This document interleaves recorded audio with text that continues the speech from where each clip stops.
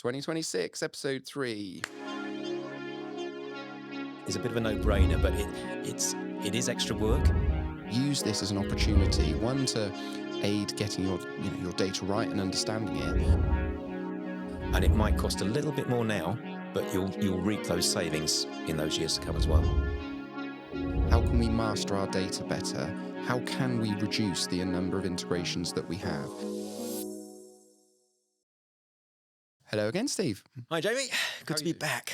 Yes, indeed. And we've got we're sort of stepping out into a little bit of new territory today. We're going to be talking about local authorities. I think it's really important. And it might not be everyone's most exciting cup of tea, but it's super important, right? Absolutely, it affects all of us. And, similar in a similar way, we've become quite passionate, within the higher education sector over the last few years.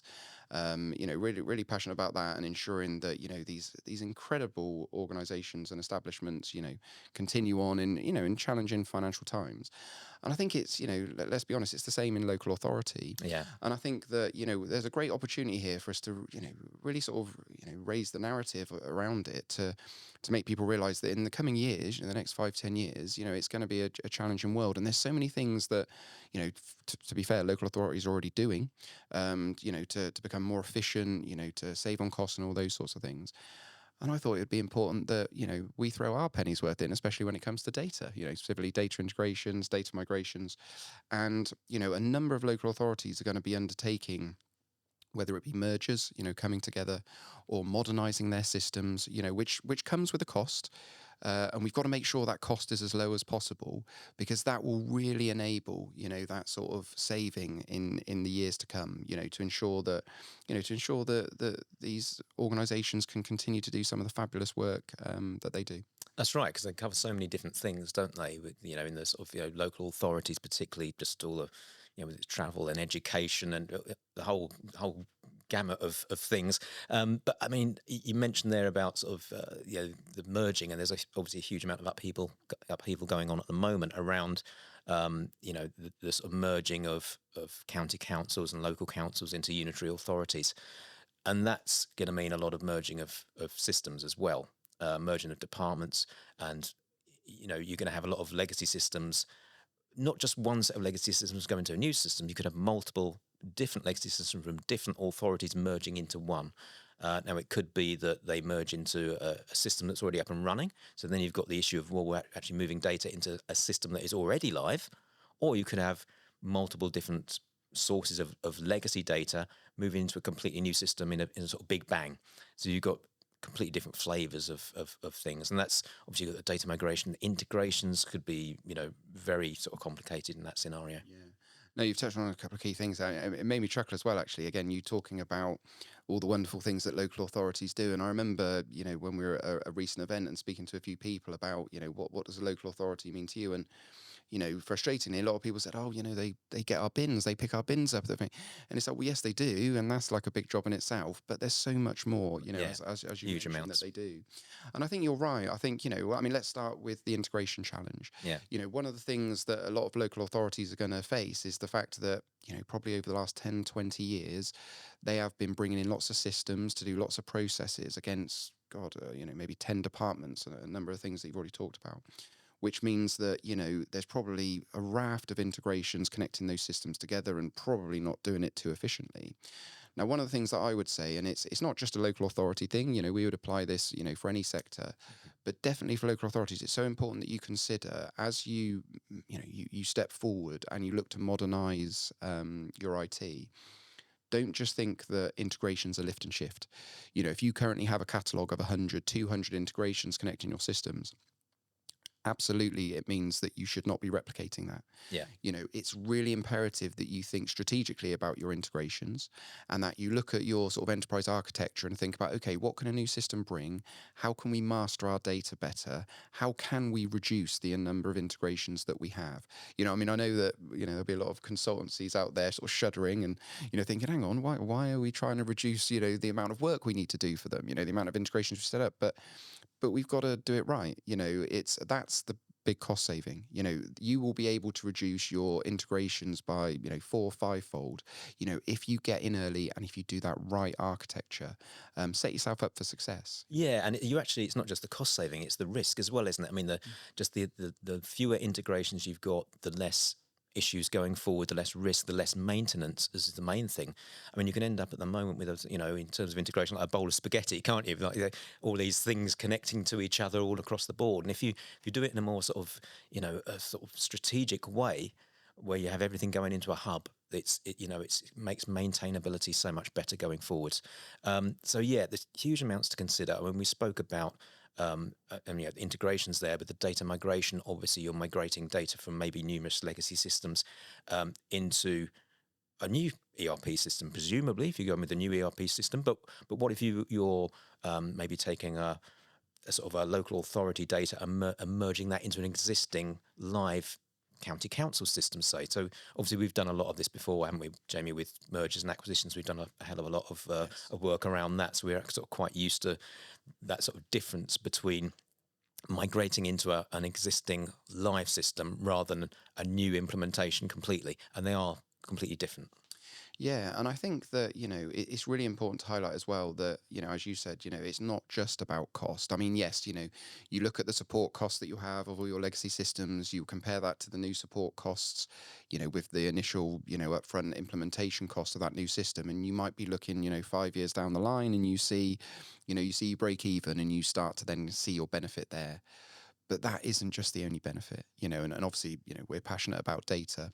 There's so many benefits to local authority by, using the opportunity of a migration or, to merge onto a new system to get your data right. What a fantastic opportunity to clean that data. You naturally will need to do that anyway. Super important. One of the things that local authorities want to do is the same in central government. It's having single views on, your key things like people and property. Currently they're dispersed across many systems and it's hard to trust that data. You spend so much time bringing that data together, merging it, generating reports, just wasting so much time on things that you could be doing efficiently elsewhere because your systems aren't modern and, well managed, well oiled. So use this as an opportunity, one, to aid getting your data right and understanding it, but building the foundations, that kind of data strategy, that future way of operating to ensure that the data remains consistent, remains accurate, and we talk about things like governance.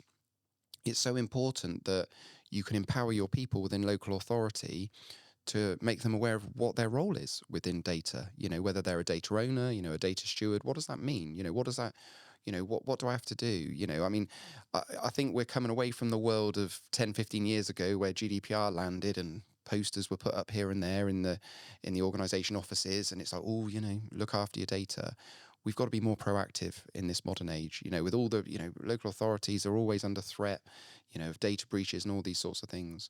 So, one of the things that I really want to talk about is just making sure that those local authorities really take this, this opportunity seriously to get your data right. Yes, it's about cost saving. Yes, it's about efficiencies, but you've got to get your data right for the modern age. Yeah, it's a really good point, and I totally agree about the opportunity. Yeah, if you're going to have to do, if you're having to do a merger, you're going to have to go through this anyway. But if you just do a simple lift and shift and try and make it as simple as possible now, you're just storing up problems for later on. It is the ideal time is to to do the consolidation now and the integrations, to get the data sorted now, get your governance in place going forward, and you'll save yourself so much hassle in the years to come.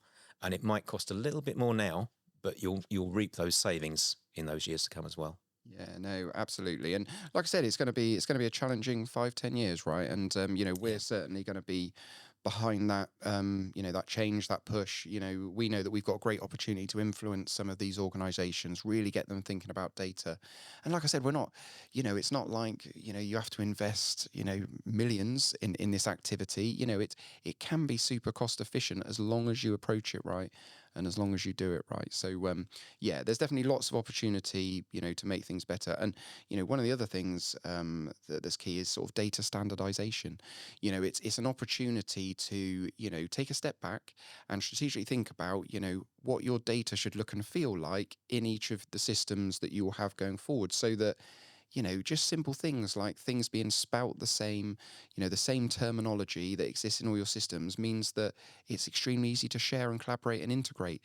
Just simple little things like that. It doesn't take long. You're talking a couple of days workshop to define some of these things, generate those data standards for your local authority. I mean, we could go bigger and say we should have a data standard for the UK, which I know is being talked about in central government. And, I've even sort of had some input into that. But, even if we're probably quite a while away from getting it right on a nationwide scale. But for each local authority, as you do these activities, ensure you standardize your data. It's a key activity up front that means that your systems will effectively talk together and you get the data that you need first time. That's right. And if you're sort of considering integrations, if you have a canonical data model, it's just going to make the maintainability of those integrations going forward, or to add new integrations, all the more easy.